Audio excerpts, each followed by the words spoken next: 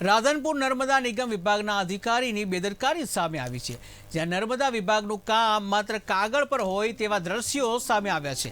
કેનાલની સાફ સફાઈ, મેન્ટેનન્સ ખર્ચો, કરોડોના ખર્ચો માત્ર કાગળ પર, તો રાધનપુરના ખેડૂતો કેનાલની સાફ સફાઈ કરવા મજબૂર બન્યા છે।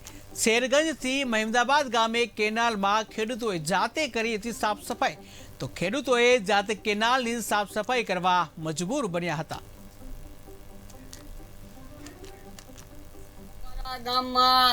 અમારા ક્ષેત્રમાં કેનાલ આવી છે, એ કોઈ દિવસ સાફ કરવામાં આવી નથી અને કોઈ કંત્રાટીને કિયા તો અવળ જવાબ દે છે। અત્યારે તમે હાલમાં આવીને તમે આ કેનાલને સંભાળી જાઓ, કચરો છૂટલો ભર્યો છે। અમારા ઘઉં અને અમારા ઢોરાને કોઈ રચકા બાજરી કોઈ કરવું હોય તો અમારાથી થતું નથી, તો કાર્યવાહી કરી અને આ મહેરબાની કરીને અમારી આ નાળની સાફ કરાવો। જે શેરગંજથી મહેમદાવાદ આવતી કેનાલ છે તેમાં પાણી છોડવામાં તો આવ્યું નથી, પણ હજુ સુધી સાફ કરવામાં આવી નથી। તમે જુઓ તો અત્યારે કચરો ભર્યો છે ને કે જેનો કોઈ પાર નથી।